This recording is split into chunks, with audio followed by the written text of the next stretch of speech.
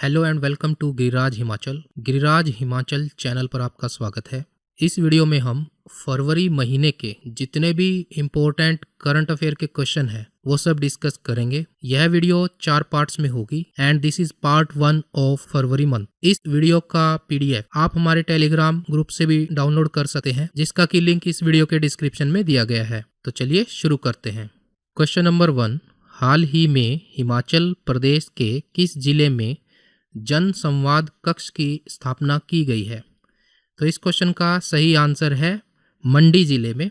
प्रदेश के कुल 12 जिलों में जन संवाद कक्ष स्थापित किए जाएंगे। इस सुविधा से जन समस्याओं के समाधान के लिए बेहतर, सुविधाजनक और उपयुक्त स्थान उपलब्ध होगा। क्वेश्चन नंबर 2, हाल ही में जारी भारत नवाचार सूचकांक 2020 इंडिया इनोवेशन इंडेक्स 2020 में उत्तर पूर्व और पहाड़ी राज्यों की श्रेणी में किस राज्य ने टॉप किया है? तो हिमाचल प्रदेश ने उत्तर पूर्व और पहाड़ी राज्यों की श्रेणी में टॉप किया है। तो इस क्वेश्चन का सही आंसर है सी। इस सूचकांक में हिमाचल प्रदेश का जो स्कोर रहा है वो है 25.06। वहीं अगर बड़े राज्यों की श्रेणी की बात की जाए, बड़े राज्यों की श्रेणी में टॉप किया है कर्नाटक ने इस सूचकांक में, और कर्नाटक का जो स्कोर रहा है वह रहा है 42.5। वहीं अगर यूनियन टेरिटरी की बात की जाए तो भारत नवाचार सूचकांक 2020 में दिल्ली ने टॉप किया है और सेकंड नंबर पर चंडीगढ़ रहा है। अच्छा, यह सूचकांक जारी कौन करता है? यह सूचकांक जारी करता है नीति आयोग। कौन करता है? नीति आयोग। नीति आयोग के चेयरमैन कौन है? नीति आयोग के चेयरमैन है प्राइम मिनिस्टर नरेंद्र मोदी, और नीति आयोग के वाइस चेयरमैन कौन है? डॉक्टर राजीव कुमार। चलिए नेक्स्ट क्वेश्चन की तरफ चलते हैं। क्वेश्चन नंबर 3, केंद्रीय प्रदूषण नियंत्रण बोर्ड द्वारा बायोमेडिकल वेस्ट मैनेजमेंट में सर्वश्रेष्ठ प्रदर्शन किस राज्य ने किया है? तो इसमें भी हमारे हिमाचल प्रदेश ने सर्वश्रेष्ठ प्रदर्शन किया है बायोमेडिकल वेस्ट मैनेजमेंट के क्षेत्र में। प्रदेश को यह शीर्ष स्थान देश के विभिन्न राज्यों में किए गए तुलनात्मक मूल्यांकन के आधार पर किया गया है। हिमाचल प्रदेश का इसमें स्कोर रहा है 21 out of 24, so that is a good score. अच्छा, केंद्रीय प्रदूषण नियंत्रण बोर्ड, इसकी स्थापना कब हुई थी? इसकी स्थापना हुई थी सन 1974 में, और इसका हेडक्वार्टर कहाँ है? इसका हेडक्वार्टर है नई दिल्ली में। क्वेश्चन नंबर 4, हिमाचल प्रदेश सरकार ने जनता से सीधा संपर्क स्थापित करने के लिए किस कार्यक्रम की शुरुआत की है? तो हिमाचल प्रदेश ने जनमंच कार्यक्रम की शुरुआत की है। ऐसा पहला कार्यक्रम 3 जून 2018 को आयोजित किया गया था, और इस कार्यक्रम के अंतर्गत राज्य सरकार प्रदेश के सभी जिलों में प्रत्येक माह के पहले रविवार को जनमंच का आयोजन करती है। इसमें प्रदेश के मंत्रियों और उपायुक्तों सहित सभी विभागों के वरिष्ठ अधिकारी उपस्थित रहते हैं, जो लोगों की शिकायतों और मांग पत्रों को सुनते हैं तथा त्वरित समाधान भी निकालते हैं। अब तक कुल मिलाकर के ऐसे 200 कार्यक्रम आयोजित किए जा चुके हैं।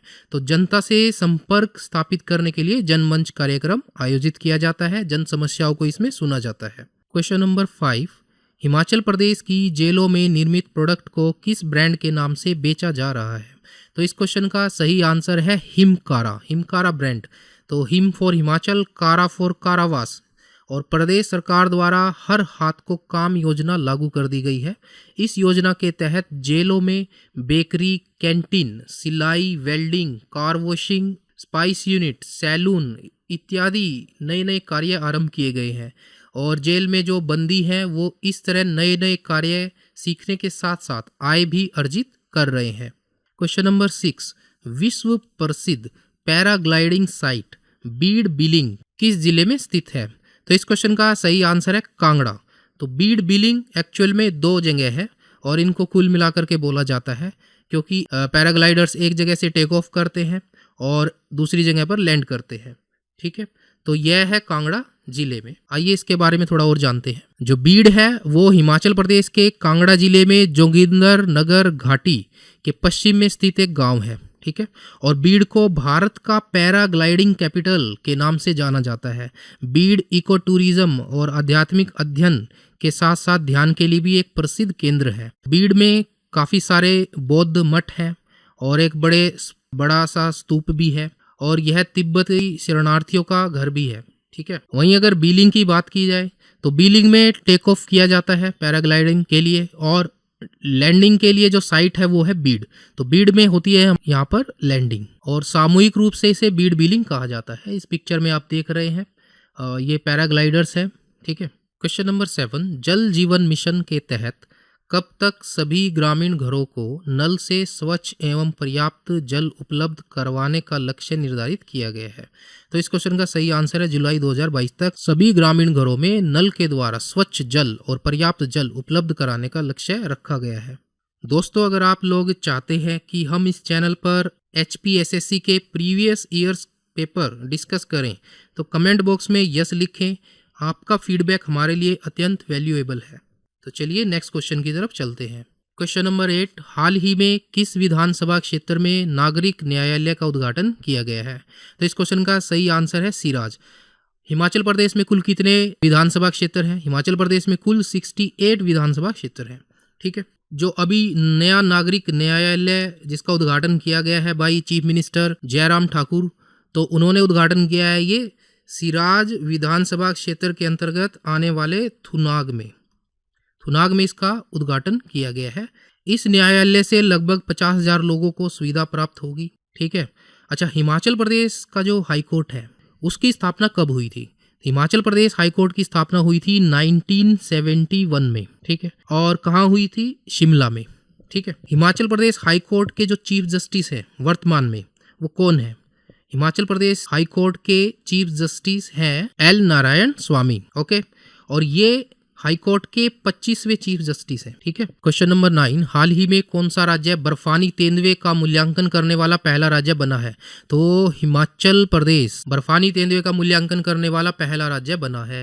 ठीक है। हिमाचल प्रदेश बर्फानी तेंदुए और इसके शिकार बनने वाले जानवरों का मूल्यांकन करने वाला पहला राज्य बन गया है। राज्य वन विभाग के वन्य प्राणी प्रभाग ने प्रकृति संरक्षण फाउंडेशन बेंगलोर के सहयोग से पूरे राज्य में बर्फानी तेंदुए की आबादी का आकलन पूरा कर लिया है।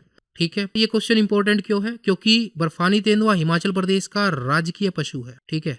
इसलिए प्रदेश के लिए इसका आकलन विशेष महत्व रखता है। इस मूल्यांकन में हिमाचल प्रदेश में बर्फानी तेंदुए की अनुमानित आबादी कितनी है? तो बर्फानी तेंदुए की अनुमानित आबादी है 73। तो ये एक इंपॉर्टेंट क्वेश्चन आपका यहाँ से बनता है। क्वेश्चन नंबर 10, इनमें से किस शहर को छोटी काशी के नाम से जाना जाता है? तो मंडी को छोटी काशी के नाम से जाना जाता है। इसके अलावा मंडी को हार्ट ऑफ हिमाचल का दिल भी कहा जाता है। ऐसा इसलिए है क्योंकि यह हिमाचल प्रदेश के ठीक मध्य में स्थित है।